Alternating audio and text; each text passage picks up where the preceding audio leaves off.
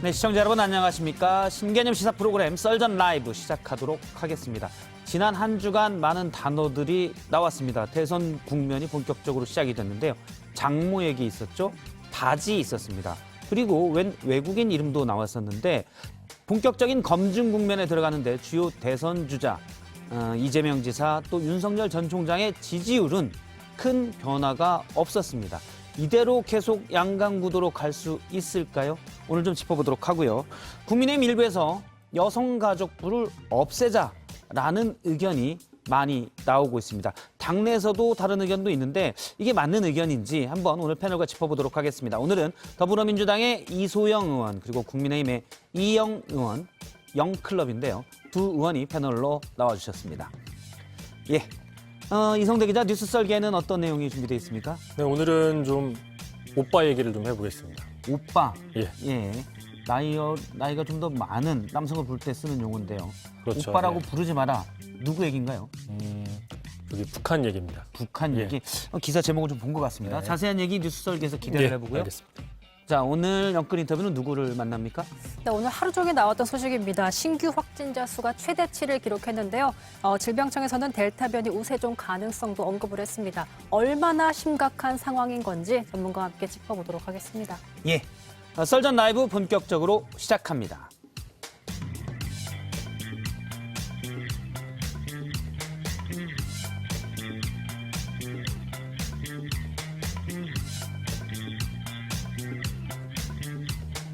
예, 날선 토크 썰전 라이브 시작합니다. 오늘 패널에는 더불어민주당의 이소영 의원 그리고 국민의힘의 이영 의원이 나와 있습니다. 안녕하세요. 네, 안녕하세요. 제가 영클럽 이렇게 이름을 붙였는데 마음에 드시나요? 마음에 영. 들어요. 괜찮은 것 같습니다. 평생 영클럽을 운영했던 것 같아요. 아, 그렇습니까? 다 주변에 영들이 또 많았나요? 하나 영으로. 영으로. 네, 알겠습니다. 이인영 장관도 있는데 네. 알겠습니다. 우호영. 네. 맞네요. 영으로 끝나는. 그래서 여의도에서 무슨 개 하잖아요. 예. 제가 항상 그래요. 다 영계로 오십시오. 아, 영계로. 영계로 오십시오. 이 개가 이제 권역 이런 네. 말씀이시죠? 네. 닭은 아니고요. 네. 알겠습니다. 강정 아나운서가 첫 번째 주제 브리핑 준비했습니다. 정치권의 화두로 떠오른 여성가족부 폐지. 두 대선 후보가 나란히 대선 공약으로 제시했기 때문입니다. 먼저 여가부가 오히려 젠더 갈등을 부추긴다며 화두를 띄운 하태경 의원. 여가부에도 이제 외부에서 공무원들 자꾸 뽑다 보니까 약간 탈레반 여성 우월주의자들, 좀 급진적인 이분들이 많이 들어가가지고 대표적인 게 남혐을 자꾸 부추겨요. 젠더 갈등을. 그리고 국민의힘 이준석 대표는 여가부 폐지 공약은 제대로 냈으면 좋겠다며 힘을 실었습니다. 여성가족부가 지금까지 꾸준히 예산을 받아서 활동함에도 불구하고 지난 10년간 젠더 갈등이 비약적으로 상승했다고 하는 것은 저는 그 운영 형태나 아니면 지금 형태로 계속 존재해야 되는지에 대해 가지고 의문을 제기할 필요가 있다 이런 생각이 들고요. 한편 국민의힘 내부에선 신중하다는 목소리도 나왔습니다. 국민들로부터 신뢰를 잃은 여가부를 어떻게 할 것이냐에 대한 얘기를 할 때 가장 중요하게 고려해야 되는 것은 이 기능의 공백을 어떻게 할 것이냐에 대한 구상이 따라야 됩니다. 윤 의원은 여가부 폐지는 칼로 자르듯이 얘기할 수 없는 문제라며 문제점 개선이 필요하다는 주장인데요. 민주당과 정의당은 특정 성별 혐오에 편승한 포퓰리즘적 발상, 참 나쁜 정치의 전형이라며 여가부 폐지 주장을 비판했습니다. 여가부를 둘러싼 논쟁 이번이 처음은 아닙니다. 지난 2001년 출범 이후 20년 동안 여성부, 여성가족부, 여성부, 여성가족부로 명칭이 수차례 바뀌기를 반복했습니다. 그때마다 역할과 기능을 두고 논쟁이 벌어졌습니다. 대선을 앞두고 이른바 이대남, 이대녀의 표심을 둘러싼 경쟁에 불붙는 모양새. 과연 국민들의 생각은 어떨까요? 예, 오늘 첫 번째 주제는 여가부 폐지론. 정치권의 핫이슈라고 잡았습니다. 사실 그제부터 좀 논란이 됐는데 저희가 두 분께 여쭤보려고 오늘까지 좀 미뤄왔습니다. 아, 참으셨군요. 네. 예, 계속 커지고 있더라고요.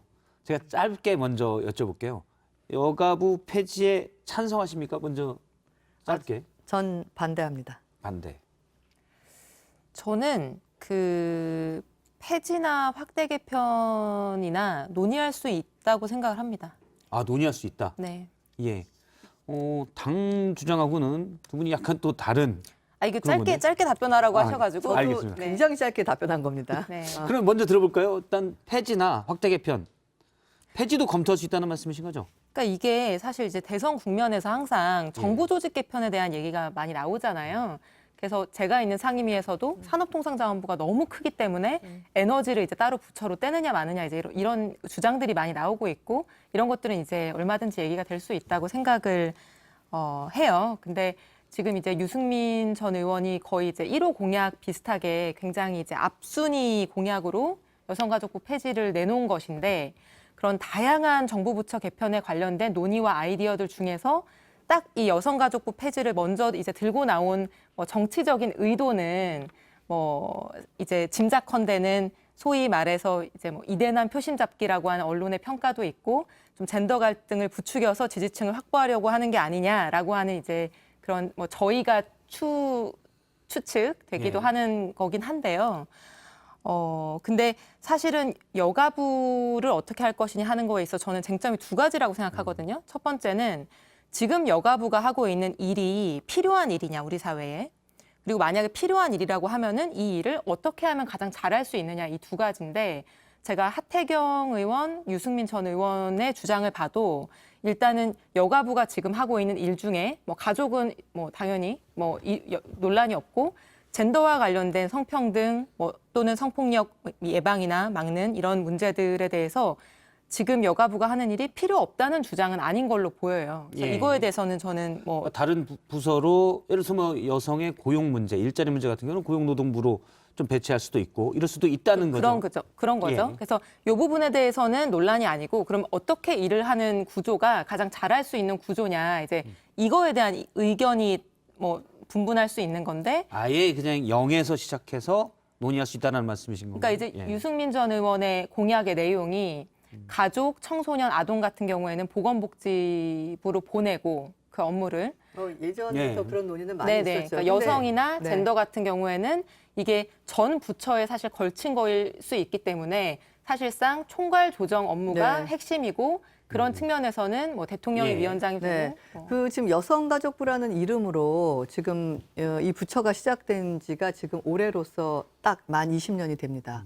되는데 지금 전 세계적으로 한 191개국에서 여성 정책만을 관리하는 부처가 따로 있어요. 그리고 우리나라처럼 가족부에 해당하는 부 정도의 레벨이 한 137개국 되는데 대다수의 선진국들이 들어와 있습니다.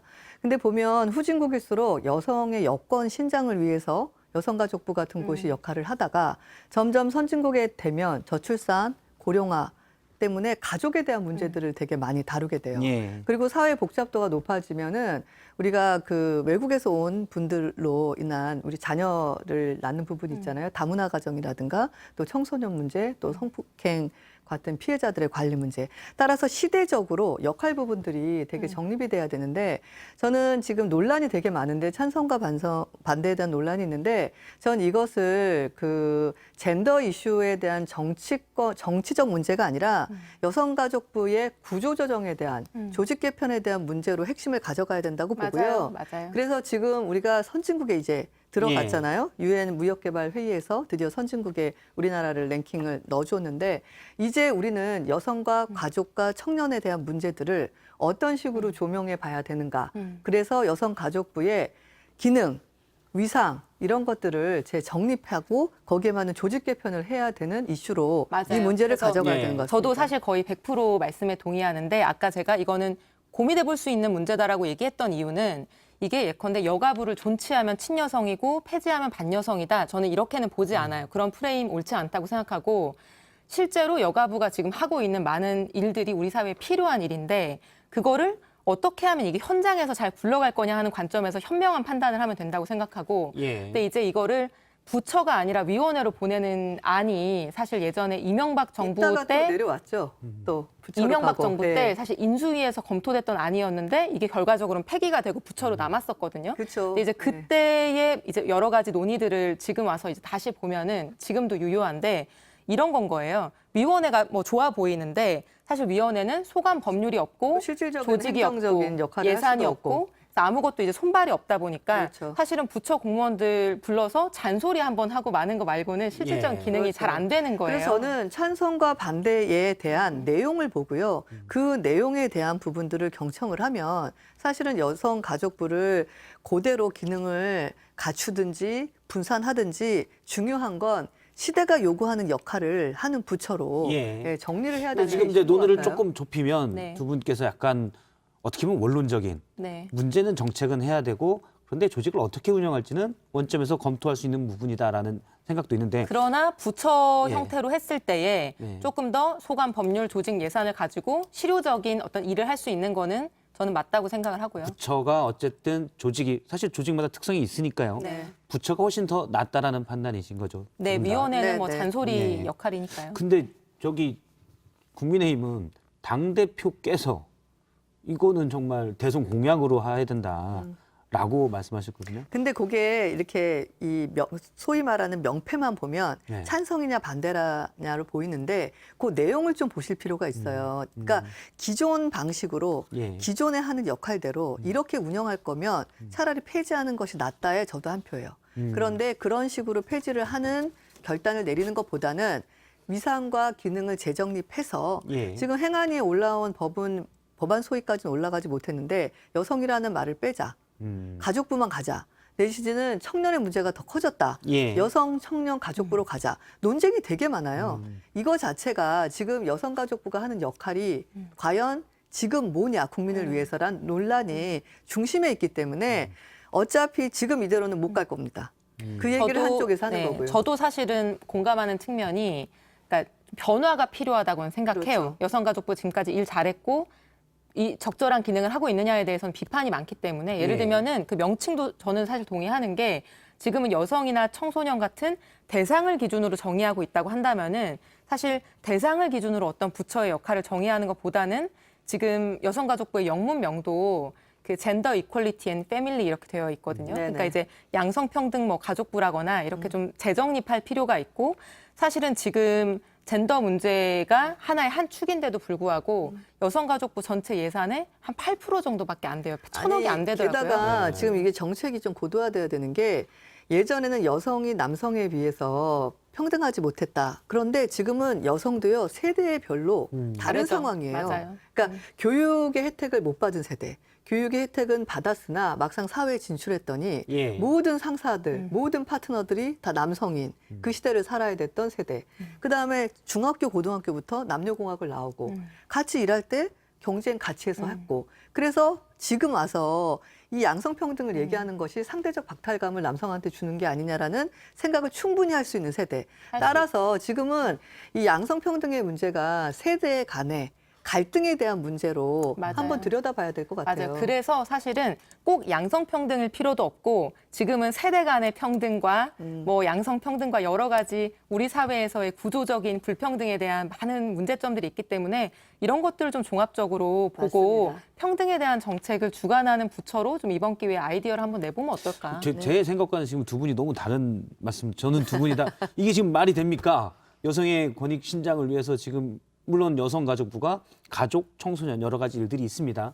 근데 그런 얘기들 하실 줄 알았는데 양성평등으로 하고 너무 지금은 어느 정도 돼 있기 때문에 굳이 세대별, 여성만 그렇게 할 건 없다. 혹시 이대남 표심 때문에 두 분 다 정치인이시니까 그런 거는 그렇죠? 아니고요. 그런 건 아니고. 네.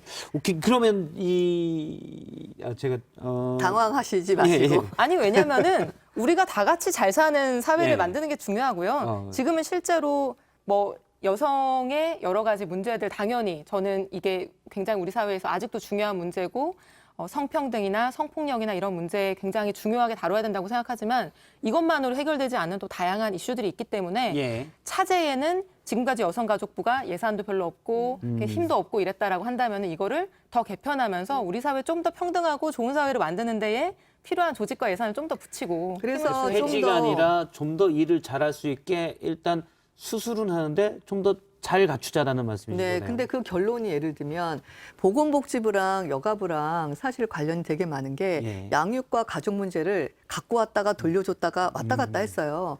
점점 이게 사회에 대한 공정에 대한 문제, 복지에 대한 문제까지를 포함하는 시대로 들어가 있기 때문에 여성가족부가 이 시대에 20년 동안 역할이 동일했잖아요. 예. 그러니까 20년 만에 어떤 여성가족부가 돼야 되느냐에 따라서 명칭도 바뀔 수 있고 기능도 다양해질 수 있고 심지어 부처로 두지 말자. 그냥 이쪽 기능은 보건복지부에서 가져가자. 설령 이런 결론이 나더라도 예. 중요한 건 폐지보다는 전반적인 것을 한번 고민해보고. 고민해보는 것이 지금 우리 대한민국에 필요한 문제인 것 같아요. 예. 어떻게 해야 일이 더 잘 될 거냐? 근데 지금 뭐 일단 국민의힘에서 원래 나왔던 얘기로는 앞서 이제 유승민 전 의원이 처음에 얘기한 그러니까 여러 기능들을 쪼개서 하고 위원회가 있으면 된다. 이건 이제 두 분 다 효율적이지 않은 방법이다라고 얘기를 하신 걸로 이해를 하고요. 근데 하태경 의원이 얘기한 걸 보면은 여성가족부가 자꾸 젠더 갈등을 오히려 만들고 있다. 자꾸 왜냐하면 여성만 너무 신경 쓰다 보니 남성에 대해서 오히려 더 상대적 박탈감을 느끼게 해서 그렇게 한다. 실제 뭐 예를 들어서 이전 여성가족부 장관 같은 경우는 좀 잘못한 것도 좀 있는데요. 그런 국민의힘에서는 사실 그런 문제의식도 있거든요. 네, 맞습니다. 근데 과연 그러면 이건 옳으냐는데 두 분이 말씀하신 문제의식과는 좀 많이 달라서. 아니 근데 이게 당론이나 당 차원에서 보는 게 아니라 네. 대선 후보들께서 어떤 사회의 시스템을 볼 때 이 360도 위아래로 예. 다 볼 수가 없어요. 어떤 문제를 특별히 이게 더 가중치를 둬서 보는 건데 그래서 제가 국민의힘 내부에서 찬성과 반대를 얘기하는 분들이 네. 사실은 큰 맥락에서 같은 얘기를 하고 있다라고 저는 느낀 게 하태경 의원께서 보시는 축이 있어요. 예. 저 동의해요. 그리고 유승민 대표께서 보시는 것도 전 대표께서 보시는 것도 전 동의해요. 하지만 반대하고 있는 예. 뭐 조수진 최고위원이라든가 원희룡 후보라든가 윤희숙 후보의 말도 같은 말이에요. 그럼 넌 생각이 홍준표 의원까지 네. 여성가족부 폐지에 대해서 반대했습니다. 예. 예, 그래서 이거가 보면 찬성이냐 반대냐 젠더 갈등이냐는 사실 되게 지엽적이어서 왜 이런 논쟁이 발생하고 있느냐에 대한 근본 원인을 보면 20년 만에 우린 여성가족부에 대한 정체성 예. 그다음에 사회적 기능, 국가적 기능에 대해서 지금 반드시 짚고 넘어가야 된다고 저는 봅니다. 다시 재정립을 해야 된다는 네. 말씀이시고. 근데 이제 민주당에서는 그 얘기를 많이 하지 않습니까? 사실은 이준석 대표도 젠더 이슈를 많이 들고 나왔었는데 이게 오히려 젠더 갈등을 부추겨서 상대적으로 그러니까 20대 저는 여성가족부가 예. 지금까지 최근에 특히 그 부족한 부분이 있었다고 생각해요. 그런 네. 부분에 대해서 지적하고 더 나아지게 하는 비판은 뭐 당연히 필요하다고 생각하는데 젠더 갈등을 부추긴다 하는 문제에 대해서는 사실은 이제 최근에 정치권의 일부 이런 목소리가 젠더 갈등을 부추긴다고 하는 평가가 많잖아요. 그런 측면에서 그 하태경 의원이 하실 말씀은 좀 아니다 이런 생각이 들고 사실 지금 이제 여야의 대선 후보를 통틀어서 유승민, 하태경 이제 두 분만 요 여가부 폐지를 굉장히 중요하게 목소리를 내고 계신데 그 사실은 이 여성가족부에 대해서 반대하는 입장을 가진 분들의 어떤 예. 좀 표심을 의식한 거라고 하는 평가가 아니 많긴 근데 많은 것 같아요. 19대 대선에서도 심상정 후보께서도 그 당시엔 후보셨죠. 이대로 가면 안 된다. 그래서 양성평등 쪽으로 예. 모양을 바꿔야 바꿔야 된다라고 분명히 얘기를 하셔서 그때부터 정체성에 대한 문제는 여러 후보들이 논란이 됐던 거예요. 이번에 예. 논의가 좀 잘 되면 좋겠어요. 네, 그랬어요. 좋겠어요. 알겠습니다. 그러면 일단 그 여성가족부 차관이 우리 열심히 하고 있다. 없애면 안 된다라고 얘기한 부분이 있거든요. 잠깐 얘기를 들어보겠습니다. 네. 저희가 성폭력 상담소라든가 가정폭력 상담소라든가 이런 피해자들을 위한 상담소들을 다양하게 운영하고 있고 우리 여성가족부가 없다면 어디에서 이런 도움을 받으실 수가 있을까요? 그래서 저희는 저희의 도움을 필요로 하시는 분들을 위해서 항상 저희의 이 자리에서 최선을 다하고 있습니다. 예. 실제로 그 최근에 뭐 N번방 사건으로 뭐 비롯된 많은 그 디지털 성범죄와 관련된 이제 우려들이 많이 커져 있는 상태인데 뭐 디지털 성범죄 피해자 지원이라거나 여기에는 뭐 여성뿐만 아니라 남성 뭐 아동까지도 다 피해자 지원을 하고 있고 뭐 성폭력 피해자 지원이랄지 그 다양한 일들을 하고 있죠. 예. 근데 이런 문제들이 뭐 경찰청이나 뭐 다른 부처에서 절대 못한다 이렇게 말할 수는 없겠지만 어쨌든 이제 그 이러한 문제에 피해자 보호의 좀 특수성 같은 것들도 있고 그런 거에 대한 뭐 젠더 감수성이나 양성평등에 대한 어떤 뭐 명확한 자리 잡힌 인식이나 이런 거를 가지고 있는 부처가 하는 거는 저는 의미가 있다고 근데 생각합니다. 저는 지금 이 민감한 시기에 김경선 차관님의 말이 적절하지 않다라고 보는 게 사실 국민 여러분들 중에 여성부 장관 이름을 기억하시는 분은 거의 없을 거예요. 이번에 사실 이정옥 장관 이름이 많이 오르내린 것은 전에요. 예, 좋지 않은 일들로 발언이 좀 문제가 예, 있어요. 발언의 문제 때문에 그랬던 거거든요. 그러니까 여성가족부 솔직히 이렇게 하면 저도 같은 여성이지만 무슨 일을 하는 곳일까? 그리고 반드시 부 레벨에서 해야 되는가? 지금 차관님이 얘기하신 예제들 있죠? 그거 꼭 부에서 얘기해야 되는지 상담소 같은 데서는 하면 안 되는지 이런 생각이 들거든요. 조금 큰 아젠다들을 갖고 가야 된다라고 생각이 저는 들어요. 일단 두 분 다 지금 여성가족부가 할 일을 제대로 못하고 있는 건 맞지만 그렇다고 해서 없애기보다는 그러면 지금 바뀐 20년 동안 있었는데 약간 지금의 어떤 젠더 환경에서 어떻게 해야 될지는 다시 고민해야 된다. 네, 뭐 변화가 이렇게 필요한 거는 보도록 분명하다. 하겠습니다. 네, 결론적으로 뭐 여성이라는 이름이 궁극적으로 빠질 수도 있습니다. 예. 하지만 여하튼 다시 한번 전체적인 맥을 좀 짚고 위상을 정립하고 기능을 예. 재확립해야 된다고 생각합니다. 알겠습니다. 그러면 이제 두 번째 주제 여론조사 최근 여론조사를 한번 짚어보도록 하겠습니다. 강지영 아나운서입니다. 네, 먼저 오늘 오마이뉴스 의뢰로 나온 리얼미터 여론조사 결과를 보시겠습니다. 이재명 경제조사 대상자 중에 32.4%, 민주당 지지자들에겐 50% 넘게 적합하다고 나와서 여전히 지지율 1위로 꼽혔고요. 입당 전인 윤석열 전 검찰총장은 국민의힘 지지자들에게 60% 가깝게 적합하다고 평가를 받았습니다. 이재명 지사와 윤석열 전 총장, 지난 일주일 다사다난했던 한 주였습니다. 이 지사는 바지 논란에 휩싸였고 윤 전 총장은 장모의 구속으로 가족 리스크가 수면 위로 올라온 거죠. 더 이상 답하지 않겠다 선고 긋고 가족도 예외 없다 원칙도 꺼내 보였지만 공세는 잦아들지 않고 있습니다. 수만의 융단 폭격 검증에서 견디지 못하면 필패합니다. 저 정세균 도덕성만큼은 그 어떤 후보보다 자신 있습니다. 본인과 가족, 주변 사람 도덕성 문제가 첫째고. 그럼에도 흔들리지 않고 각각의 1위를 차지한 이재명 경기지사와 윤석열 전 검찰총장. 대선까지 남은 시간은 8개월. 과연 남은 레이스가 어떻게 펼쳐질지 궁금해집니다. 예, 두 번째 주제는 의혹 넘쳐도 양강 굳건 물음표입니다. 그렇게 잡았습니다. 지금 몇 가지 그래프를 좀 보면서 다시 한번 말씀을 드리면 리얼미터가 조사한 여론조사 자료에 의하면 일단 민주당부터 보면 지금 표가 나오고 있는데요. 지지층, 오른쪽에 있는 게 지지층에서의 대선주자 적합 후보 지지도입니다. 이재명 지사가 50.3%, 뒤이어 이낙연 전 대표가 30.5%, 그다음에 추미애 전 장관, 정세균 정 총리 순으로 돼 있습니다. 일단 절반 이상이 이재명 지사 쪽으로 가 있고요. 지지층 중에서는 경선에서는 일단 지지층이 중요하니까 지지층만 하면 그다음에 보수 야권 대선 주자 적합 후보 역시 리얼미터 조사인데요. 표를 보면 각 인물당 이제 오른쪽에 있는 좀 약한 분홍색이 국민의힘 지지자 중의 지지도인데요. 적합도인데요. 윤석열 전 총장이 58%, 홍준표 의원이 10%, 뒤이어 유승민 전 의원, 안철수 대표 이렇게 순으로 돼 있습니다. 지지층만 묶으면 최재형 전 감사원장이 더 좀 높게 나와 있습니다.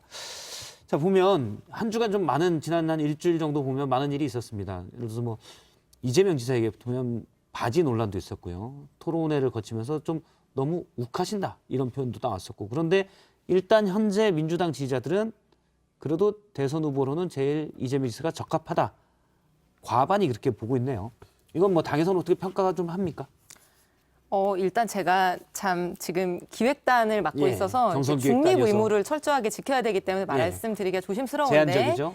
질문하신 거에 충실하게 답을 해보자면은 그 이재명 지사 같은 경우에는 사실 이제 고 소위 말하는 이제 바지 논란으로 관련되어 있는 그 스캔들 문제가 새로운 문제가 아니라 그 2018년에 이거를 뭐 병원까지 가서 어떤 검사도 당시 받고 검사를 받았죠. 그게 이제 그 신뢰성을 인정받아서 검찰에서 여러 가지 이제 뭐 불기소 처분도 있었던 상황이었는데 이게 어떤 의혹이라는 게 누군가가 의혹을 제기했어요. 근데 그 의혹의 전제가 된 근거가 사실이 아니라거나 이게 옳지 않은 근거다라고 어떤 판명이 나면은 이 의혹의 힘이 일단은 빠지는 거거든요. 새로운 추가적인 어떤 증거나 근거가 제시되지 않으면은 이제 국민들 입장에서도 아 그것은 예전에 한번 일단락이 된 문제 아닌가 좀 이렇게 인식하시는 부분이 있을 수 있고 그런 측면에서는 새로운 의혹이 불거진 것이 아니라 한번 이제 사실관계에 대한 점검이 좀 다소 이루어졌던 문제가 그냥 다시 소환된 거에 불과하기 때문에 새로운 뉴스가 아니어서 그런 지지율에 직접적인 영향을 안 미치고 있는 게 아닐까 이렇게 보는 관점이 있는 것 같습니다. 사실 뭐 여권 내에서 제가 얘기를 들어보면은 예를 들어서 뭐 다시 한번 과거 뉴스긴 하지만 욕설 파일 문제도 있었고 그래서 뭐 추가적인 증거는 없지만 그래서 스캔들 문제도 있었고요. 그런데 이제 어느 정도 다 나왔는데 지지율은 일단 크게 떨어지거나 그런 모습을 보이지 않아서 왜냐하면 그 욕설 논란도 2018년에 네. 정말 많은 국민들이 그걸 들으셨잖아요. 그게 굉장히 이슈가 많이 됐었고 예. 그래서 그것을 감안한 상태에서의 사실 평판과 지지율인 거거든요. 그래서 그렇게 봅니다, 저는. 예. 어떻습니까? 윤석열 전 총장 뭐 국민의당에 아직 입당은 하지 국민의힘. 국민의힘에 죄송합니다. 네. 두 당 이름이 비슷해서 네. 옐로우 카드를. 옐로우 카드. 죄송합니다. 네. 네, 시작했어. 국민의힘에 아직 입당은 안 했지만 네. 여러 이제 뭐 시중에 떠도는 얘기. 앞서 이제 그 뭐 부인 김건희 씨가 직접 의혹에 대해서 얘기한 부분도 있고요. 또 장모 처가 문제도 장모가 구속되면서 어떻게 보면은 큰 건인데 지지율은 또 변화가 없어요. 당내에서는 이런 데서 좀 얘기를 합니까? 원래 좀 걱정을 했을 걸로 아는데. 아니 일단 입당 전이기 때문에 예. 엄격한 의미에서 아직 국민의힘의 구성원이 아니잖아요. 예. 그래서 저희가 막 이렇게 공식적으로 그렇죠. 크게 논의를 하고는 있진 않아요. 근데 제 개인적으로 결과를 봤을 때 국민들의 어떤 정치 수준이 굉장히 높아지고 있다라고 느끼시는 게 물론 뭐 그런 것들이 지금 지적하신 부분들이 전혀 없으면 더 좋겠죠. 그런데 그것보다 더 중요한 것은 그 사람의 능력, 예. 비전, 그다음에 어떤 통치 철학을 갖고 있는지에 집중하고 있다라는 것이 확실히 지지율의 변동이 없다는 걸 통해서 느껴지는 것 같아요. 사실 뭐 의혹 제기의 초기 단계니까 예. 바로 지지율에 반영이 안 되는 거 아닐까요? 뭐 사실관계가 지금 어떻게 보면 쌓이면서 축적되면서 공개되고 있는 상황이니까요. 그게 이제 좀 조금 더 구체화되고 명확화될 때까지 조금은 이제 그 지지 의사의 변화를 유보하고 예. 있는 분들도 계실 것 같고요. 게다가 윤석열 전 총장의 그 이제 문제시되고 있는 부분은 본인에 대한 얘기들은 거의 없어요. 뭐 장모님이나 그다음에 부인 예. 뭐 이런 부분인데 근데 꼭 그렇진 않은 게 그 장모님이나 부인의 의혹이나 어떤 문제점을 검사로서 검찰총장으로서 덮었지 않았느냐라는 의혹들이 굉장히 지금 주요한 의혹이기 지금 때문에 이전 검사일 때. 근데 지금 의혹들이 여러 개가 나오는데 예를 들면 심지어 그 부인의 논문 표절까지 뒤지고 있어요. 예. 근데 2007년도에 쓴 논문을 2012년도에 결혼하는데 앞으로 결혼할 때 나 큰일을 할 건데 당신 혹시 논문 표절한 거 있어? 라고 물을 수 있는 세상이 돼야 되는 것도 아니고. 저도 뭐 그 논문 표절은 아니, 핵심은 그런 아니라고 식으로 생각해요. 들어보고. 보면 뭐냐면은 지금 예를 들면 이재명 지사 같은 경우는 본인이 논문을 표절하셨잖아요. 근데 윤석열 전 총장은 부인이 지금 의혹에 휩싸이고 있어요.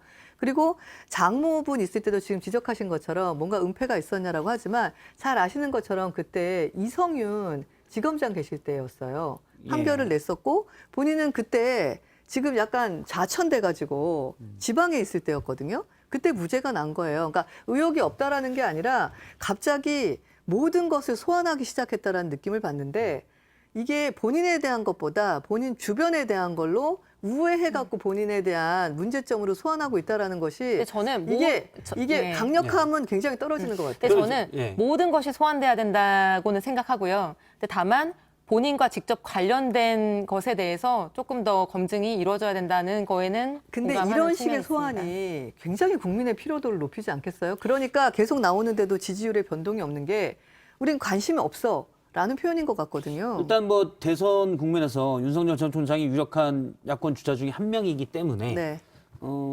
여권의 주자는 계속 소환을 하고 있어요. 네. 오늘 뭐 이낙연 전 대표가 소환을 했는데 앞서 말씀하신 논문 얘기입니다. 네. 한번 이낙연 전 대표 얘기를 들어보도록 할게요. 네. 당연히 검증이 돼야 되고요. 특히 이제 국민대학의 논문 검증은 이미 보도가 되고 있는데요. 참 입에 올리기가 민망할 정도로 참 안 좋은 일이죠. 예, 일단 부인의 논문에 대해서 당연히 검증이 돼야 된다고 했고 입에 올리기가 민망할 정도다고 했는데 또 다 그러면서 구체적인 얘기만 안 하고 입에 올리십니다. 그런데 그 얘기를 잠깐 해보면 네. 이미 이제 많은 분들이 좀 알고 계시지만 열린민주당이 오늘 기자간담회를 가졌는데 윤 전 총장 아내 김건희 씨의 논문을 박사학위 논문을 보니까 표절률이 40%가 넘는 게 있더라. 그리고 이건 박사학위 논문은 아닌데 한 포럼에 제출한 논문에서는 예를 들어서 영문 번역이 뭐 회원 유지, 회원을 이제 유지하는 건데 뭐 리텐션이죠. 영어로. 예, 리텐션인가요? 네. 예, 제가 아무튼 문과를 그거를 나와서 YUJI 이렇게 유지 유지. 이렇게 예. 썼다. 사람 이름인 줄 알았어요. 저는. 유지. 네. 뭐 이렇게 써서 이렇게 해도 논문을 내냐 뭐 이런 얘기가 있었거든요. 근데 대선 주자의 부인의 논문 이것도 검증을 해야 되나요? 이낙연 전 대표는 검증 대상이라고 얘기했고. 아니 저는 대선 주자의 후보든 후보가 아니든 논문 표절에 대한 문제는 예. 정당하지 않기 때문에 충분히 조사할 수 있다고 생각이 듭니다. 다만 지금 유감인 건 뭐냐면 시기에 대한 문제예요. 예. 시기에 대한 문제고 그런 식으로 계속 공격을 지역적으로 들어간다고 하면 조금 전에도 설명을 드렸지만 저기는 부인이고요. 이재명 지사는 본인이 표절하셨어요. 석사학위 논문이죠. 네, 퍼센티지도 굉장히 높았고. 근데 어떻게 하셨어요? 당당히 나오셔서 나 중앙대 나와서 사법고시 봐서 변호사를 한 내가 중앙대보다도 못한 그 당시엔 경원대였어요. 경원대의 석사학위 논문이 뭐가 필요합니까? 필요 없습니다라는 발언까지 하셨어요. 예. 그런 식으로 치면 문제가 있다.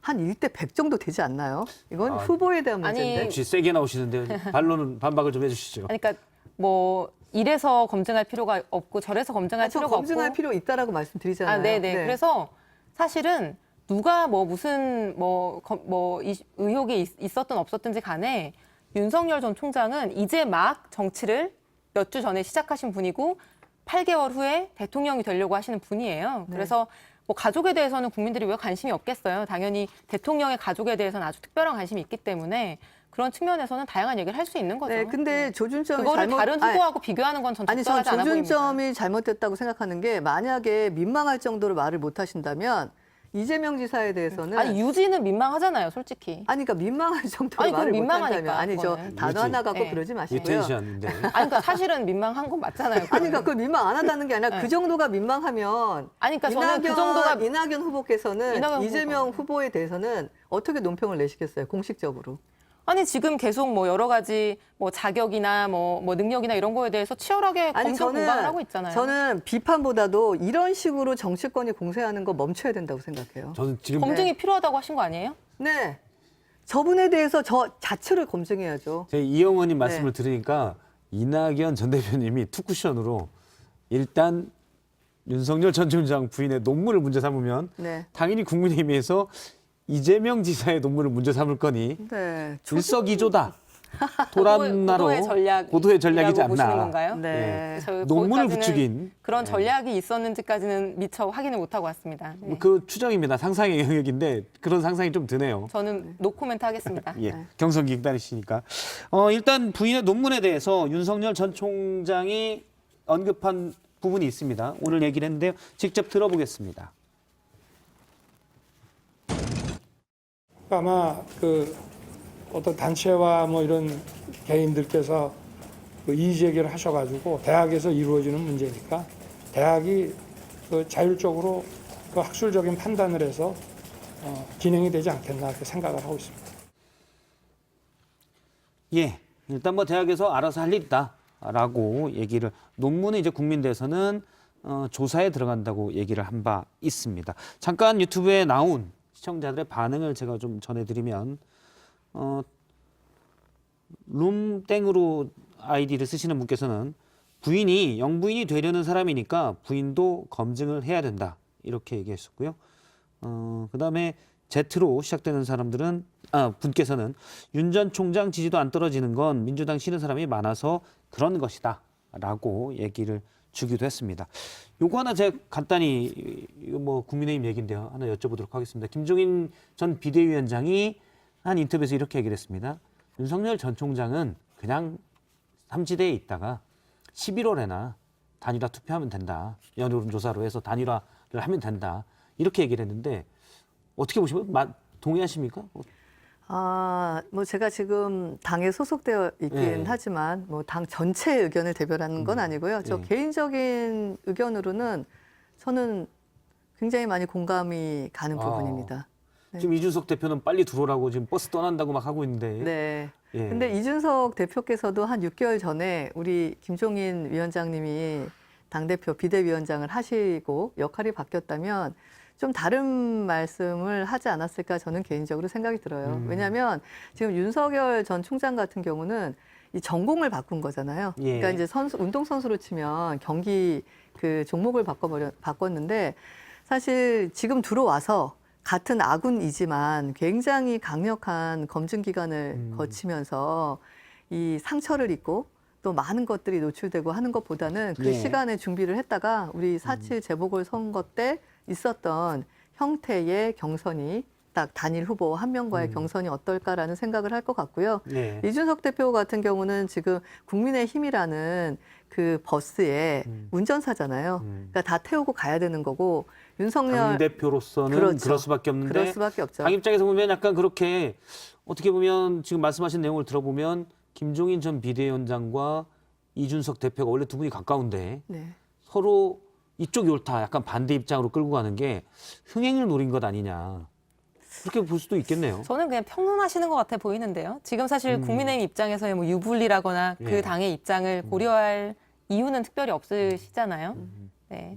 그래서 뭐 지금까지도 여러 가지 뭐 정치적인 현안에 대해서 뭐 이런저런 평론들을 하시더라고요. 아니 그리고 평가하신 내용 중에 연배 하나로. 차이가 많이 나고 또 경험이 많으시기 때문에 그 이준석 대표랑 아무리 친하다고 우리 예. 이렇게 하자 그러니까 그렇게까지 할 하실 만큼? 어른은 아니신 것 같고요. 그러니까 이준석 대표는 국민의힘이라는 것에 집중을 해서 예. 가장 좋은 솔루션을 지금 찾고 있는 것이고 예. 김종인 전 비대위원장님은 전체 야권 통합이라는 그림 안에서 윤석열 전 총장의 입장은 아마도 이렇지 않을 것이냐라는 추측을 하신 거기 때문에. 알겠습니다. 네. 그럼 이제 민주당 얘기를 잠깐 해볼게요. 이재명 지사가 토론회에서 한 얘기가 있습니다. 민주야를 가지고 삼행시를 하는 건데 이 삼행시가 나름 약간 귀에 꽂히더라고요. 직접 한번 다시 들어보겠습니다. 민주당이 정신 못 차리면 주인 국민이 나서서 야단치겠습니다. 이게 우리 모두가 민주당이 앞으로 잘 가는 것이 중요하기 때문에 이거 골라봤습니다. 예, 민주당이 정신 못 차리면 주인인 국민이 나서서 야단치겠습니다라고 했는데 정신 못 차리면이라고 얘기를 하셨는데 일단 지금 약간 못 차린다고 보시는 건가요? 뭐 그런 거보다 그 국민분이 문자로 보내주신 거를 이제 예. 읽으신 거니까요. 그 여러 개 중에 선택한 거잖아요, 사실은. 네. 그래서 본인의 의사가 반영이 된 거니까. 뭐 반성적인 측면에서의 뭐 메시지라고는 해석할 수 있죠. 네. 그러니까 지금의 어떻게 보면 그런 부분도 있습니까? 예를 들어서 민주당 송영길 대표가 계속 얘기하는 건데 강성 지지층에 너무 휘둘린다. 이런 부분을 지적을 하고 있는데 이재명 지사의 이 얘기도 그런 맥락이 좀 들어가 있습니까? 꼭 그런 어떤 특정한 뭐 지지층에 대한 뭐 무엇 이런 게 아니라 사실은 4.7 재보궐선거 이후에 민주당이 지금까지 부족했던 부분, 잘하지 못했던 부분, 내로남불을 포함해서 반성하고 쇄신하자라고 하는 당내의 강한 기류와 분위기가 있고요. 거기에 대해서는 많은 당내 인사들이 저는 동의하고 있다고 생각을 하는데요. 그런 측면에서 말씀하신 것 같고 또 이게 사실은 삼행시를 뽑는 게 각자의 내가 부각하고 싶은 포인트를 이제 뽑는 건데 이제 이 지사께서는 개혁적인 이미지 이게 이제 어떻게 보면 본인의 강점이고 또 포인트이기 때문에 그런 측면을 강조하신 게 아닐까요? 알겠습니다. 아니 워낙 전략적인 분이어서 저는 봤을 때 그 평상시 모습이랑 다르게 예비 경선 때 굉장히 강성으로 바뀌셨어요. 그래서 왜 저러지?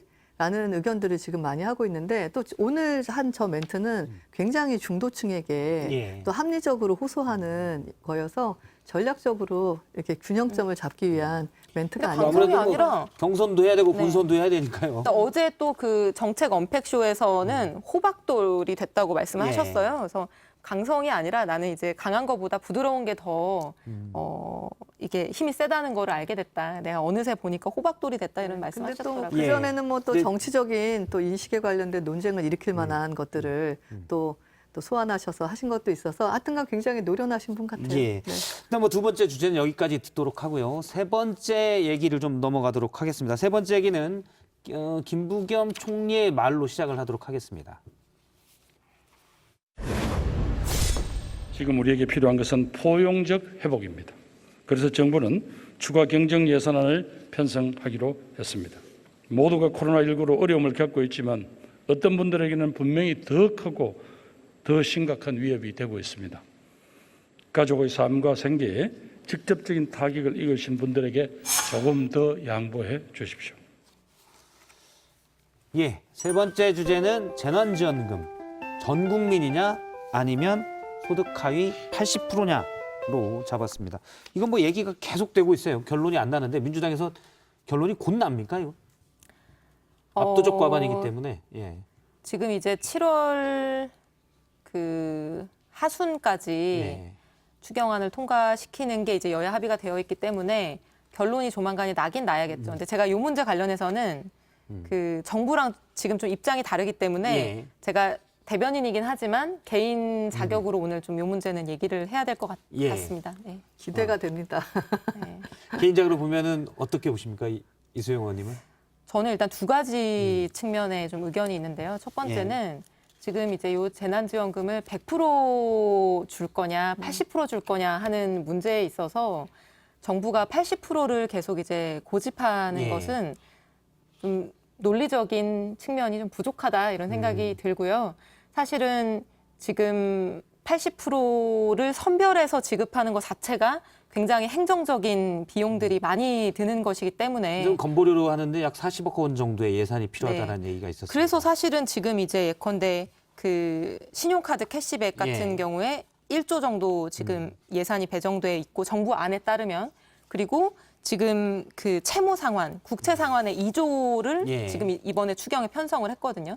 근데 사실은 지금은 확장 재정의 필요성이 사라진 상황이라고 볼 수가 없는 상황이니까 이거를 부채 상환보다는 지금 그 재원을 가지고 추가적으로 그 코로나 피해 지원을 하는 게 저는 더 바람직해 보이고 그러면 신용카드 캐시백이라거나 이런 뭐 채무 상환 2조 원이라거나 이런 걸 합치면 충분히 전 국민 지원을 할 수 있는 상황이거든요. 그래서 그렇게 하는 것이 효율적이고 더 낫겠다. 그리고 저는 사실 이 논쟁이 지금 어제 그제의 상황을 비추어 봤을 때 우리가 맞는 쟁점이냐라고 하는 거에 의문이 지금 생겼는데요. 네. 그제랑 어제 지금 그렇죠. 코로나 그 확진자가 얘기도 1,200명이 넘었잖아요. 그 지금 이게 뭐 계속될 가능성이 높아 보이고 네. 변이 바이러스로 인한 상황이니까 그런 상황에서 사실 전 국민 재난지원금이라고 하는 게 여러 가지 목적이 있지만 일단 내수 진작이라고 하는 이제 중심축이 있는 건데 그게 이제 굉장히 중요한 기능 중에 하나인 건데 사실은 지금까지의 코로나 상황에서도 상위 20%에 해당하는 5분위 그리고 하위 20%에 해당하는 1분위 요 계층을 비교해 보면은 1분위 계층이 소득도 정말 많이 줄어들고요. 부채가 굉장히 많이 늘었거든요.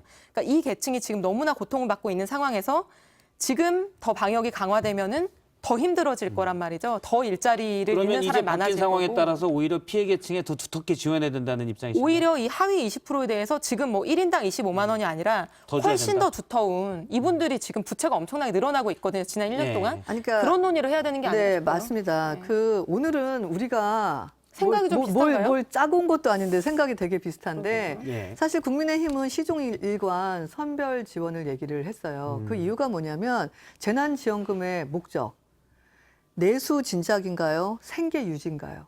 전 생계 유지라고 생각하거든요. 그런데 코로나가 시작이 되고 작년 한 해를 봤을 때 지금 방금 말씀하신 것처럼 상위 고소득자들은요, 가계 수입이 거의 안 줄었어요. 예. 그런데 하위는 17% 정도 줄었어요. 근데 저는 아니 그래서 제 얘기를 좀 네. 드리면 그리고 지금 작년에 우리가 재난지원금 얼마 썼냐면은 1차에 지금 14조 2천억 넣었거든요. 예. 뺐는데 KDI에서 뭐라고 그랬냐면 연구조사 보고서에서 소비 증진에 기여한 금액은 4조 원 정도밖에 안 돼요. 그러니까 실제로 이렇게 재난지원금을 줬을 때 그것이 내수 진작으로 이어졌느냐? 작년 한 해 통계를 내보니 그렇지 않다라는 결론이 지금 나와 있어요. 따라서 우리가 병원에 갈 때 응급실에 들어갈 환자랑 일반 치료실에 들어갈 환자 다르지 않습니까? 반드시 선별적으로 지원을 해서 된다. 생계 유지해야 합니다. 아니, 짧게 얘기를 듣고 시간이 뭐 다 되세요. 예. 네. 선별 지원이 저는 옳다, 뭐 보편 지원은 잘못됐다라는 주장은 저는 동의할 수 없고, 그 보편 지원, 그러니까 전국민 재난지원금이라고 하는 거는 소비 진작뿐만 아니라 사실은 사각지대를 줄이는 기능이나 다른 기능들이 있기 때문에 저는 그것만으로 판단할 수 없다고 생각합니다. 그리고 소비 진작 효과가 크다, 아니, 있다는 근데 두 마리 분석도 있고요. 토끼는 근데 두 마리 제가 토끼는 마저 못 할게요. 잡아요. 마저 네. 할게요.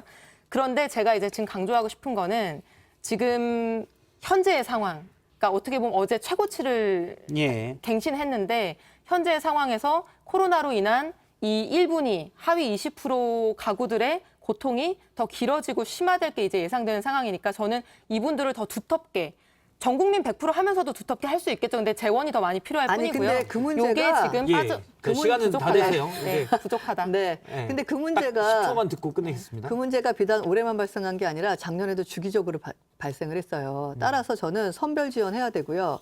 그다음에 쿠폰 주겠다. 그다음에 다시 경계 올리겠다. 이게 반복이 아니라 고통을 국민이 분담하려고 그래도 정확한 데이터에 기반해 갖고 믿을 수 있는 리더십으로 끌고 가야 된다고 생각해요. 저는 알겠습니다. 보편 지원에 이제 끝내서. 더해서 두텁게 하위 예. 계층을 하는 게 필요하다고 하위 생각합니다. 계층은 더 주고 대신 네. 다 주는데 더 줘라 하위 계층. 네, 부채 갚지 말고. 위에는 많이 주지 말고, 아니, 네. 주지 말고 하위 계층을 더 네, 많이 줘라. 생계 유지 쪽으로 가자. 알겠습니다. 오늘 두 분 얘기 여기까지 듣겠습니다. 고맙습니다. 네. 이번엔 라이브.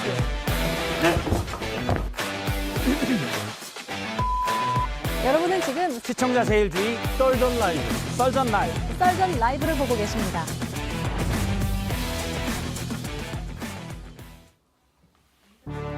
이 시각 주요 뉴스 알아보겠습니다. 박근혜 정부 당시 청와대 특수활동비를 제공한 혐의로 재판에 넘겨진 전직 국가정보원장들의 실형이 확정됐습니다. 대법원은 남재준 전 원장에게 징역 1년 6개월, 이병기, 이병호 전 원장에게 각각 징역 3년과 징역 3년 6개월을 선고한 원심을 확정했습니다. 한국원자력연구원이 북한 소행으로 추정되는 해킹에 12일간 노출된 것으로 알려졌습니다.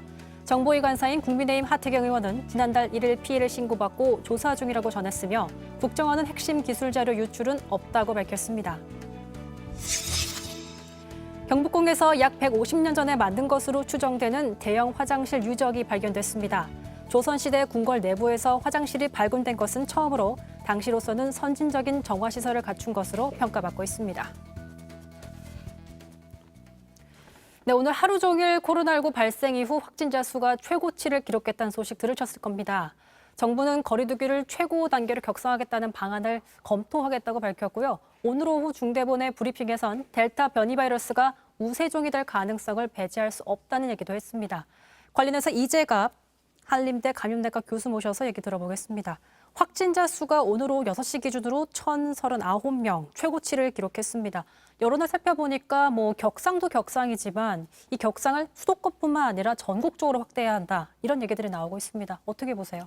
일단은 수도권은 이제 격상을 빨리 해야 되는 상황들이 많고요. 그러니까 사실 이번 주에 일주일을 유예했었으면 되는 게 아니라 이미 이번 주에 이제 새로운 거리두기 단계 3단계 알파를 해놓고 그렇게 되면 새로운 단계에서의 예측이 가능해지니까 이번 주 안에 다음 주의 상황들에 대해서 4단계 기준에 충족하면 바로 4단계로 격상을 해야 되는 상황이 될 거고요. 다만 수도권이 4단계가 돼버리면 그건 다른 지자체하고의 그 격상 수준, 그러니까 그게 더 갭이 벌어지게 되니까 그런 상황들이 된다면 특히 수도권하고 교류가 많은 지역에 대해서는 선제적으로 2단계라든지 이런 식으로 격상을 해주는 것도 고민할 필요가 있다고 생각이 듭니다. 그러니까 지금 최고치를 기록하면서 공통적으로 언급되는 게 두 가지가 나오고 네. 있잖아요. 하나는 2030 젊은 층을 중심으로 네. 퍼지고 있다. 바이러스입니다. 두 번째는 델타 변이 바이러스인데 네. 그러니까 젊은 층들이 아무래도 활동성이 높다 보니까 거리두기를 강화해서 이걸 막자란 조치인 것 같아요. 네. 근데 여름철 휴가도 다가오고 또 여름철 실내 에어컨은 뭐 스치기만 해도 감염되는 게 델타 변이 바이러스라고 알려지고 있는데 네.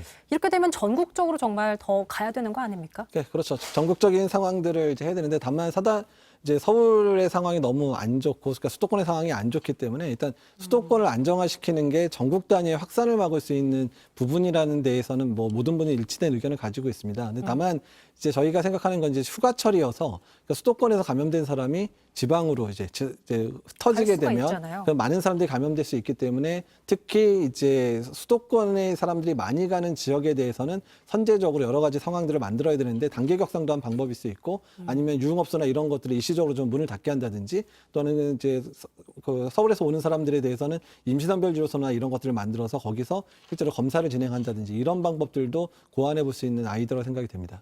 그러니까 지금 문제가 또 되고 있는 것이 델타 변이 바이러스의 위력이 더 강해지고 있다는 건데 자, 오늘 정부가 지금의 확산세를 막지 못한다면 확진자 수가 2천 명이 넘을 수 있다 경고를 했습니다. 오늘 중대본 브리핑이 있었는데 잠시 듣고 오시죠. 네, 정은경 총장이 언급을 했는데요. 잠시 듣고 오시죠.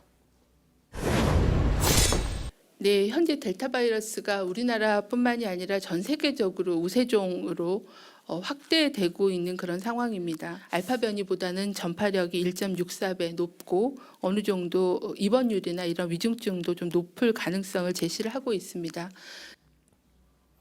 그러니까 지금 얘기를 들어보니까 백신을 상대적으로 맞지 못한 2030들이 어쨌든 많이 감염이 되고 있는 상황이고 이게 퍼질까 봐 우려가 되고 있는 거잖아요. 그럼 이걸 차단을 하려면 백신을 맞아야 하는데 백신 지금 수급 상황 어느 정도입니까? 일단 백신의 계획은 이미 잡혀 있죠. 그러니까 이미 50대에 대한 예방접종 시작점이 7월 26일이고요. 20에 30대, 40대가 접종하는 거는 8월 중순 이후거든요.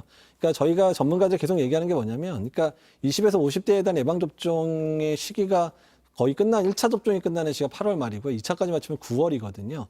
근데 이번에 사회적 거리두기 개편안에서 주로 이제 오픈이 되거나 이제 모임이 가능해진 영역들은 20에서 50대가 주로 가는 데가 주로 열렸단 말이에요. 그러니까 그러면서 심리적으로 6월부터 이제 사회적 거리두기가 완화된다는 생각들을 주다 보니까 20에서 50대들은 이제 많이 좋아졌구나. 그냥 우리 지내면 되겠구나. 근데 다만 예방접종을 하나도 안 했는데. 이제 이런 상황이 되면서 이번에 이제 아주 많은 확진자가 나온 상황들이어서 일단은 지금 상황에서는 특별한 방법이 없습니다. 20, 30대들이 주로 이제 활동하고 움직일 수 있는 데들을 최소화시켜 놓고 또 20, 30대들이 자발적으로 사회적 거리두기에 동참할 수 있도록 계속해서 강한 메시지를 전달하는 거 외에는 특별한 방법이 없는 상황이 돼버린 거죠.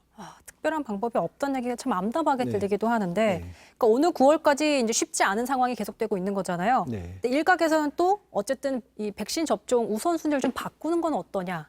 이거에 대해서는 어떻게 생각하세요? 근데 지금 사실 백신 접종 우선순위 바꾸기가 어려운 게 지금 7월에서 8월에 대한 접종, 그러니까 특히 7월 달의 접종들은 뭐 고3 정도 빼놓고는 지금 뭐 움직일 사람도 없고 대부분 2차 접종에 집중돼 있어요. 그러니까 지금까지 맞은 사람들이 2차 접종에 집중돼 있고 그다음에 이제 7월 마지막 주부터 이제 50대 접종이 시작하니까 이 접종 순서를 바꾼들 해봐야 어차피 2, 3주 지나면 접종도 반드시 시작되는 거니까 크게 의미가 있을 것 같지는 않다는 거죠. 그래서 오히려 그럴 접종 순서를 바꿔서 혼동을 초래하기보다는 오히려 지금의 방역 상황을 강화해서 7, 8월 정도까지는 좀 안정된 상황을 유지할 수 있는 정도로 방역을 강화하는 게 오히려 낫겠다라는 거죠. 자, 한국은 지금 인구 대비 1차 접종 비율이 30%, 접종 완료 비율은 10%밖에 되지가 않고 있습니다.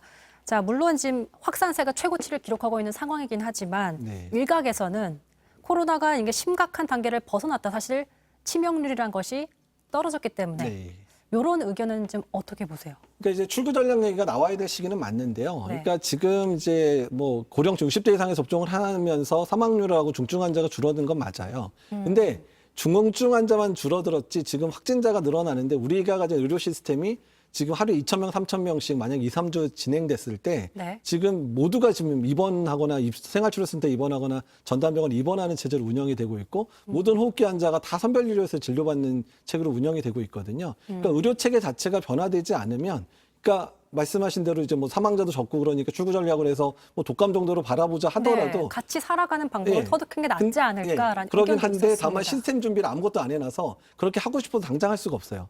그러니까 지금의 이제 이번 유행, 4차 유행의 시기를 잘 넘기고 나면서 제일 준비할 게 뭐냐면 이제 앞으로 그런 의료 체계들을 갖추고 우리 사회가 합의를 통해서 코로나 환자가 집에 있더라도 받아들일 수 있는 상황들에 대해서 우리 국민들이 이제 용납하고 그다음에 의료 체계도 바뀌는 그런 과정들을 겪지 않으면 실제로 쉽지 않다는 부분입니다.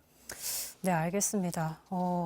지금 그러면 우리가 해야 될 수 있는 건 최선은 사회적 거리 두기를 따르고 백신 접종을 기다리는 것밖에는 답이 없는 건가요? 그렇죠. 그러니까 어쨌든 결론적으로. 바이러스는 정직하기 때문에 사회적 거리 두기를 강화하면 당연히 유행 꺾이거든요. 그러니까 가장 최선의 방법, 이렇게 유행이 거세졌을 때는 사회적 거리 두기 단계를 강화시켜서 유행을 꺾고, 다만 그 유행이 꺾는 게 되는 사이에 예방접종을 충분히 해서 이후에는 이렇게 사회적 거리 두기 단계 때문에 논의할 일들은 별로 없을 거라는 생각이 드는 거죠. 근데 그 시간 동안 이제 코로나 바이러스랑 우리가 공존할 수 있는 방법들을 찾아서 출구 전략들을 마련해서 올해 말이든 내년 초까지는 출구 전략을 차근차근 진행해서 우리가 코로나랑 공존할 수 있는 길을 만들어야 된다는 겁니다. 아직까지 그 출구 전략에 대해서 우리가 논하는 것은 이르다. 이런 이른데 준비는 해야 되는데 아무 준비도 안 했는데 출구 전략만 이번에 세운 거죠.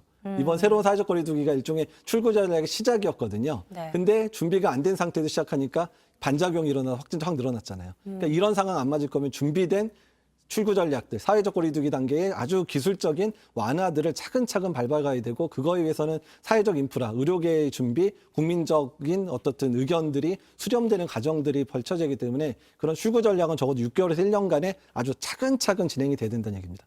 아주 차근차근 네. 시간이 많이 걸릴 수 있는 상황이겠네요. 알겠습니다. 여기까지 이재갑 한림대 감염내과 교수와 얘기 나눠봤습니다. 고맙습니다. 네, 감사합니다.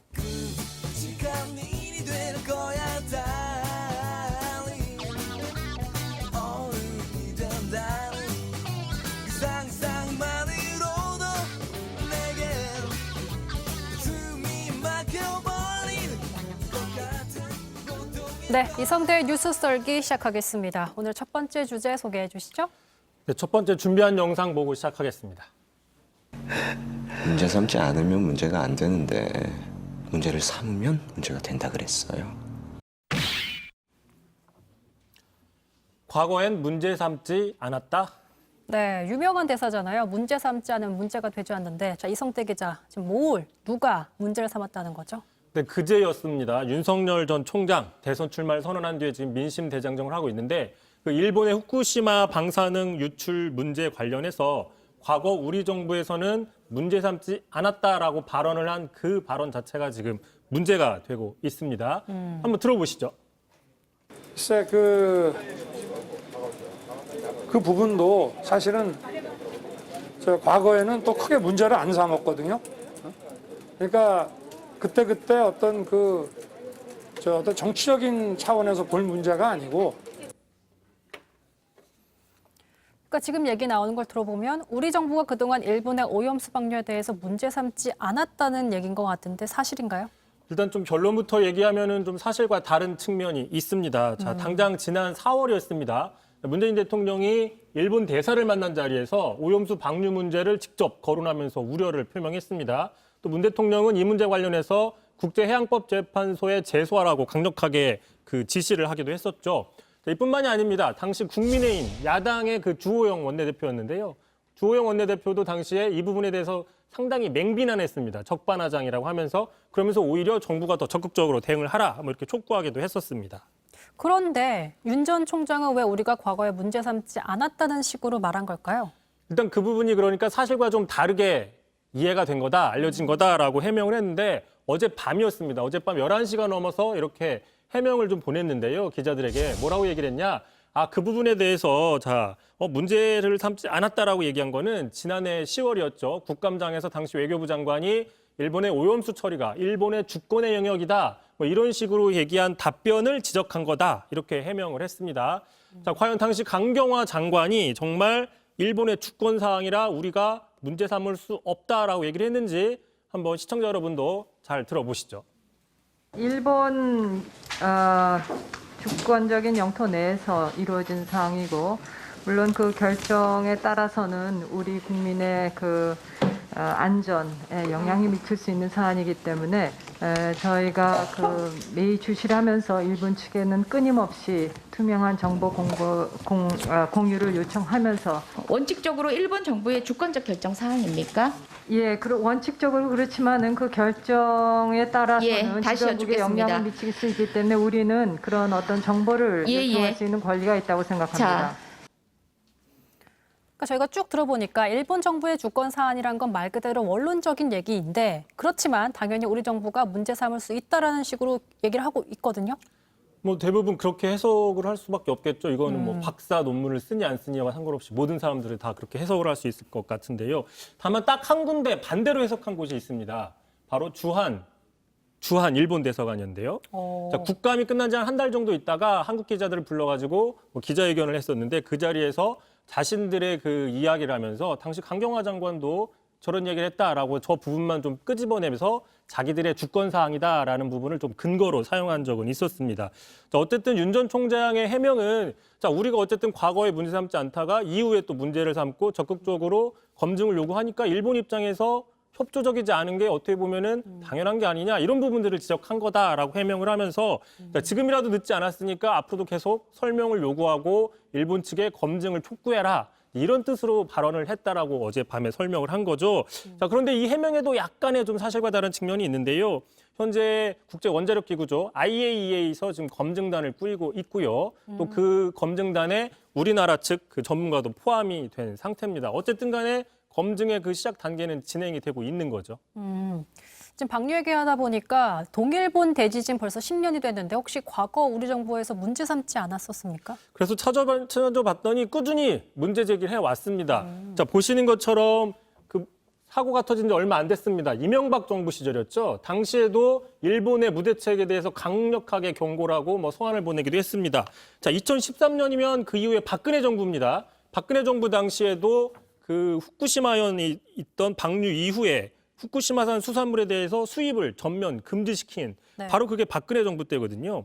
자, 보신 것처럼 이 일본 방사능 오염수 문제에 관해서는 진보냐 보수냐를 떠나서 우리나라의 모든 정부들이 다 강력한 대응 기조를 일관되게 유지해왔다. 이거야말로 정말 유지를 해왔던 사안인 거죠. 네, 알겠습니다. 자, 두 번째, 날카롭네요. 훅 들어오시니까. 자, 두 번째 썰기 바로 시작해 주시죠. 자, 두 번째 주제 바로 좀 보겠습니다.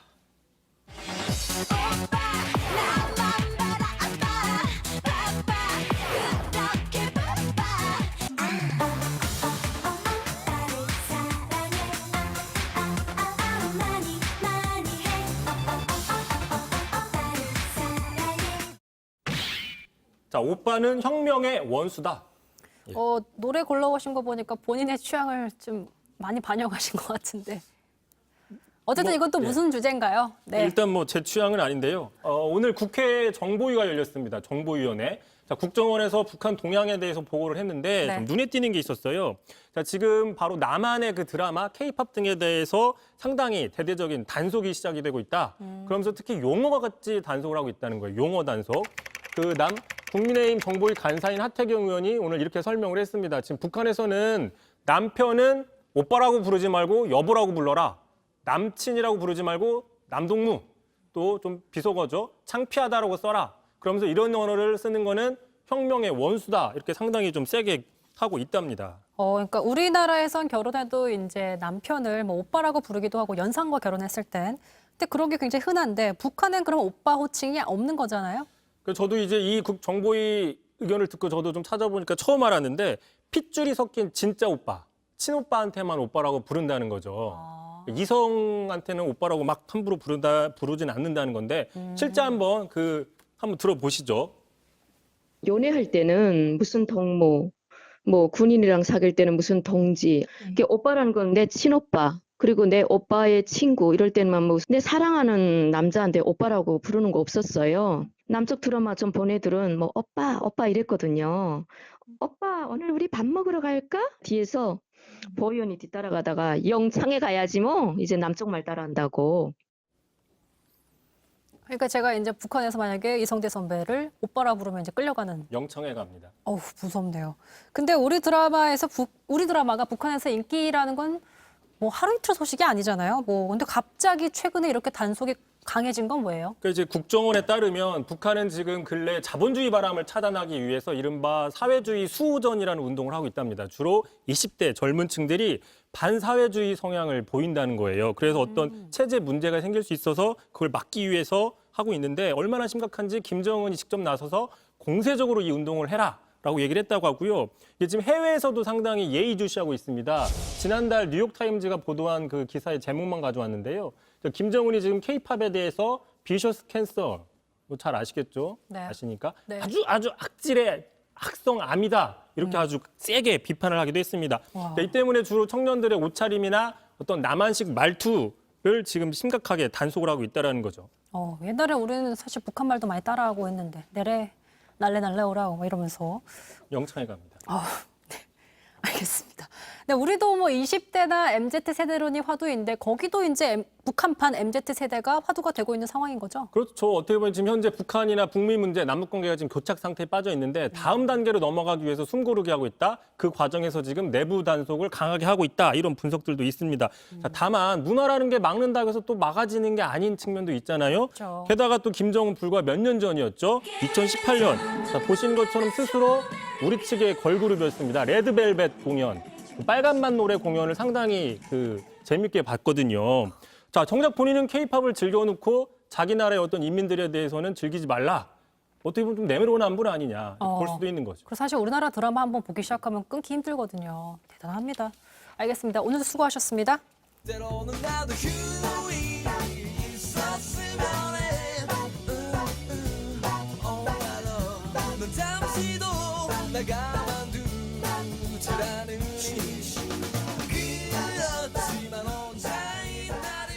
예, 두 번째 연끌 인터뷰입니다. 141대 1의 경쟁률을 뚫고 제1야당 국민의힘 대변인으로 뽑힌 임승호 신임 대변인과 얘기를 좀 나눠보도록 하겠습니다. 어서 오세요.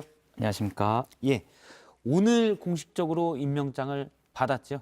네, 이제 임명된 지 한 8시간 정도 됐습니다. 8시간. 임명된 뒤에 첫 방송 인터뷰라고 네, 그렇습니다. 들었습니다. 예. 기분이 일단 어떠십니까? 뭐 아직까지 실감은 잘 안 나고요. 다만 제가 이제 앞으로 하는 말 한마디가 굉장히 중요하다는 것은 확실히 체감하고 있습니다. 예. 일단 저도 16강하고 그다음에 파이널 마지막 결승전을 봤는데 정말 잘하시더라고요. 감사합니다. 예. 제1야당 대변인으로서 공식적인 논평 지금 뭐 아직 한 건 나오진 않았고요. 혹시 준비하는 게 있습니까? 현안에 대해서? 사실 이제 공식적인 논평 같은 경우에는 다음 주부터 이제 양준우 대변인과 함께 번갈아 가면서 낼 텐데요. 다음 주에 나오는 현안에 따라서 시의적절한 논평을 내는 게 적절한 것 같고, 다만 개인적으로 관심 있는 논평, 앞으로 내고 싶은 논평 같은 경우에는 북한 인권과 관련된 논평을 한번 써보고 싶다라는 생각은 갖고 있습니다. 북한 인권이요? 네네. 인권 사항에 대해서? 네, 그렇습니다. 알겠습니다. 혹시 오늘 임명장을 주면서 이준석 대표가 뭐 특별히 당부한 부분 같은 건 있나요?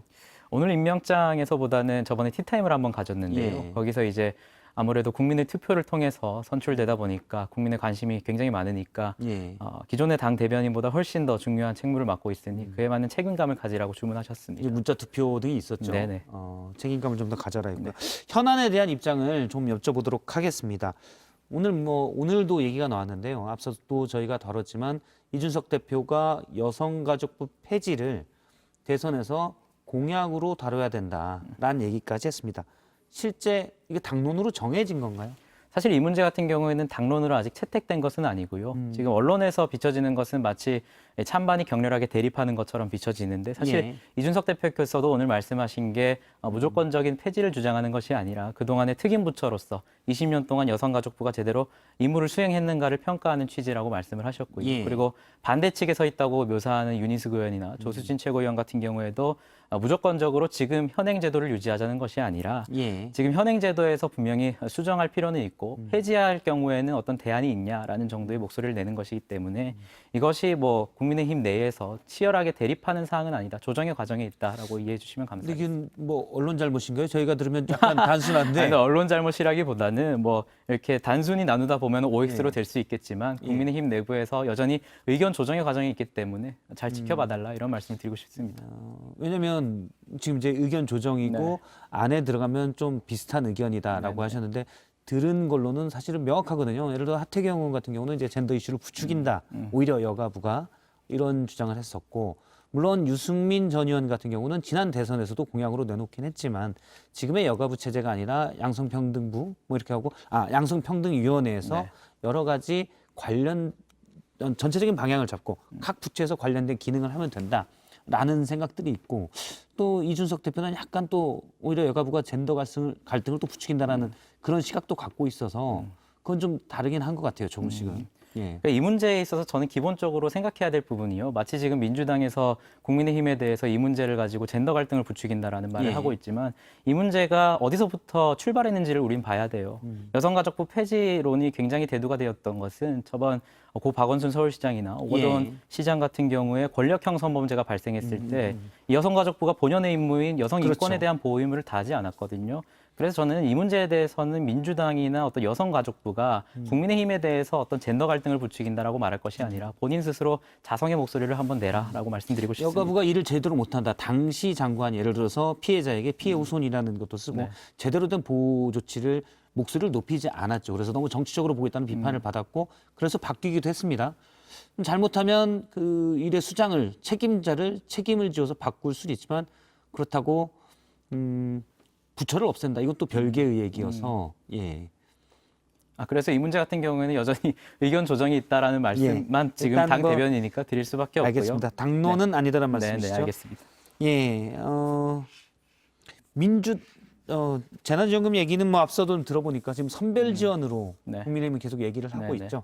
그 비중은 지금 정부는 80대 20입니다. 그러니까 소득 하위 80%까지 지원을 하자는 게 정부 아니고 민주당은 더 해야 된다는데 국민의힘은 80%는 동의합니까?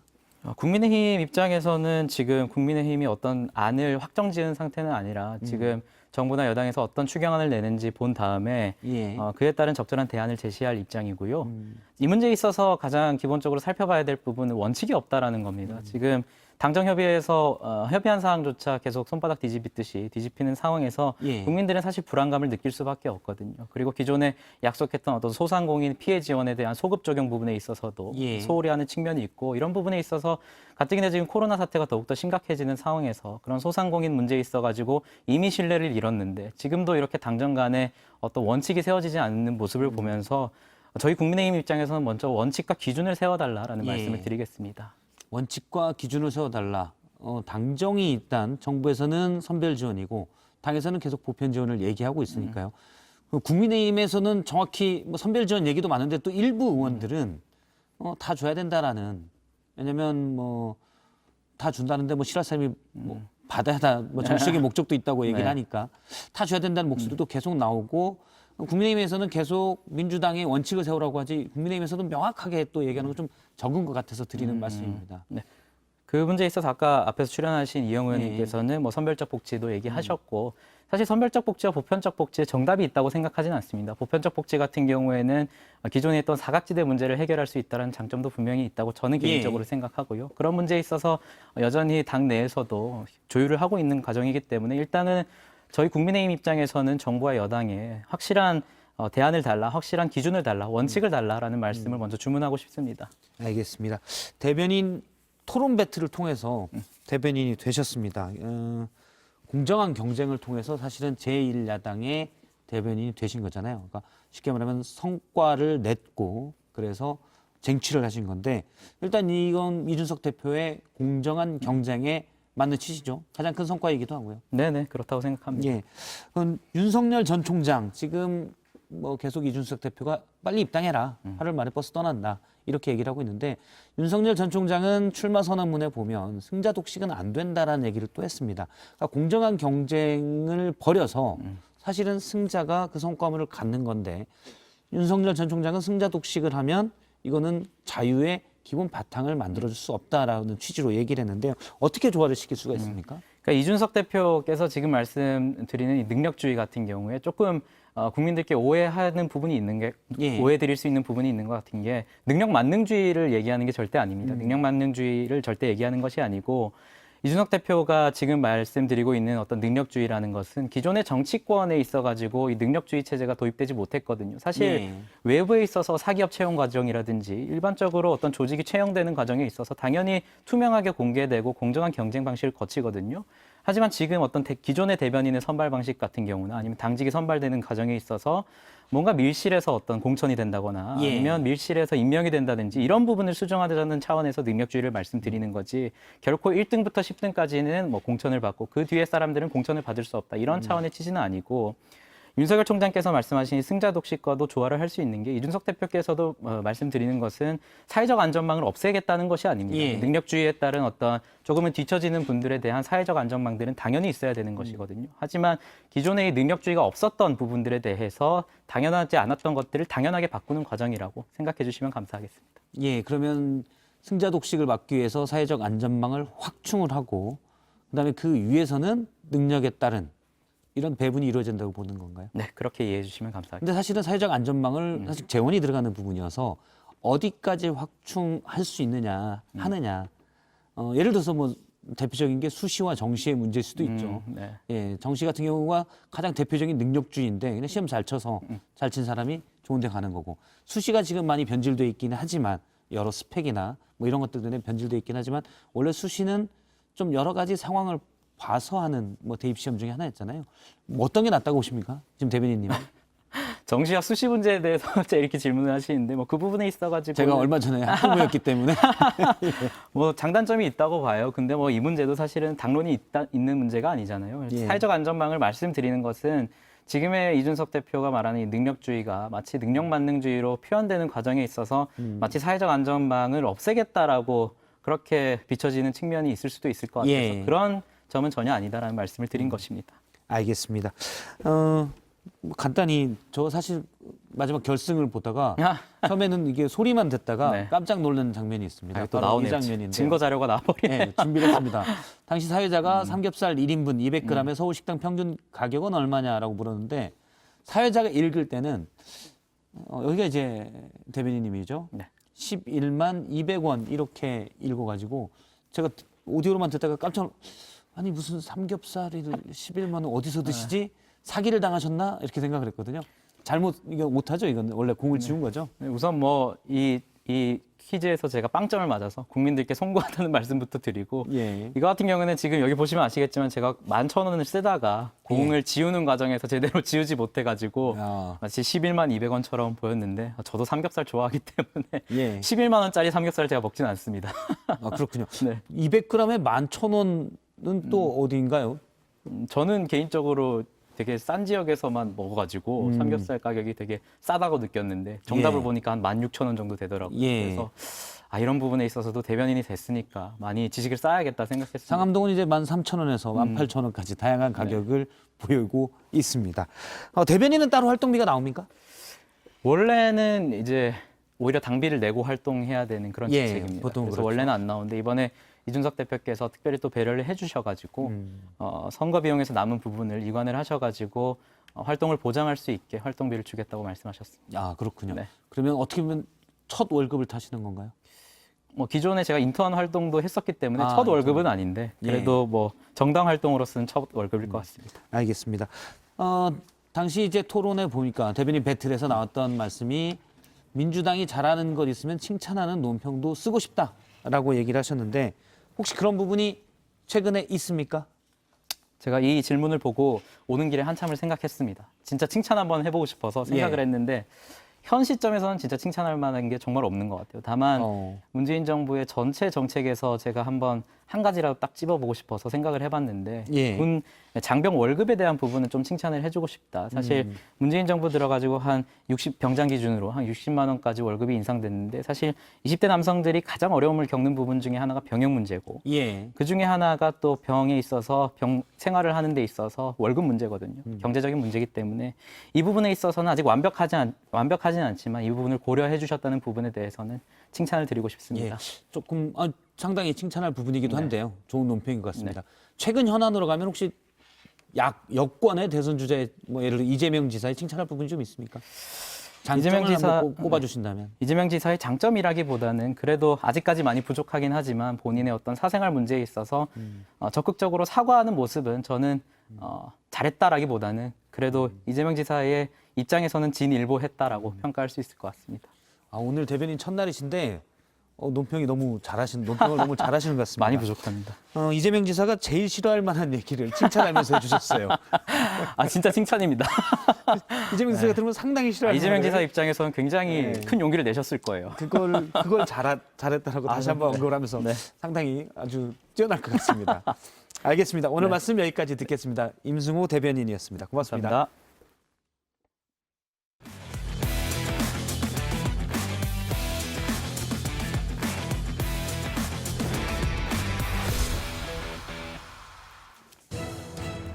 네, 지금 시각 7시 25분 뉴스룸이 이제 5분 뒤 방송되는데요. 오늘 뉴스룸 주요 소식 정리해드립니다. 최악의 코로나 위기 속에서 이달 말에 해외 출장을 가겠다는 국회의원이 있는 것으로 JTBC 취재 결과 확인됐습니다.